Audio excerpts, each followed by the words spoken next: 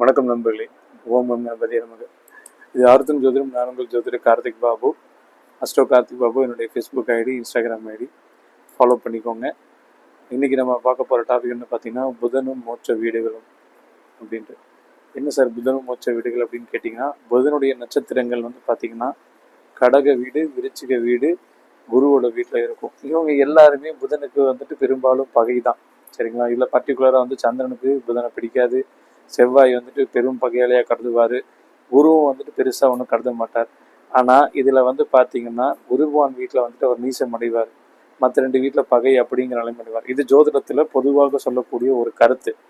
ஆனால் என்னுடைய ஜோதிட ஆய்வில் நான் என்ன சொல்ல வரேன்னா, இந்த புதனோட வீடு, அதாவது இந்த புதனோட நட்சத்திரங்கள் ஆயில்யம் வீட்டில் இருக்கிறதுக்குண்டான தத்துவம் என்னன்னா, ஆயில்யம் அப்படிங்கிறது அது ஒரு சர்ப்பம்.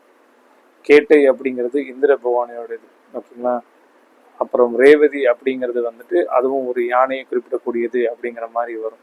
ஓகே, இப்போ இதில் என்ன சம்பந்தம் அப்படிங்கிறது பார்த்தீங்கன்னா, புதன் அப்படிங்கிறது நரம்பை குறிப்பிடக்கூடிய ஒரு கிரகம், புத்தியை குறிப்பிடக்கூடிய ஒரு கிரகம். ஓகேங்களா? அப்புறம் கணக்கு, மற்ற விஷயங்கள் எல்லாமே குறிப்பிடக்கூடிய கிரகம். நீங்கள் எந்த ஒரு சப்ஜெக்ட் படித்தாலும் ஆய்வு பண்ணாலும் மேக்ஸ் இல்லாமல் எதுவுமே முடியாது. ஓகேங்களா? இப்போ அந்த கடக வீடு அப்படிங்கிறப்ப சமையல் செய்கிற வீடு. ஓகேங்களா? சாப்பாடு, அந்த சமையல் என்னென்ன அளவு போடணும் அப்படிங்கிற ஒரு கணக்கு தெரிஞ்சால் மட்டும்தானே அந்த சமையல் ருசியாக இருக்கும். இல்லாட்டி அது பாலா போயிடும் தானே. இது ஒன்று. அப்போ விருச்சிக வீடு அப்படின்னா அது பார்த்தீங்கன்னா மருத்துவத்திற்குண்டான செவ்வாய்க்குண்டான கிரகம் வீடு. அப்போ அங்கேயும் அந்த அளவு அப்படிங்கிறது கொடுக்கணும். ஒரு டோசேஜ், ஒரு ஆப்ரேஷன் பண்ண போகிறாங்க, ஒரு மயக்க மருந்து எவ்வளோ கொடுக்கணும் அப்படிங்கிறத கொடுக்கறது கூட ஒரு கணக்கு இருக்குது. சரிங்களா? அப்போ அந்த கணக்குக்கும் புதன் அப்படிங்கிறது ரொம்ப முக்கியமான ஒரு விஷயம். அப்போது மீன வீட்டில் ஏன் சார் குரு நீசமாகிறார் அப்படிங்கிறப்போ நீங்கள் கேட்கலாம்.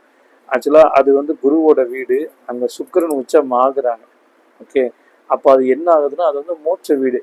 மோட்ச வீடு வரும்போது அங்கே புதனுக்கு உண்டான வேலை அப்படிங்கிறப்ப ரொம்ப குறைவு. ஓகேங்களா?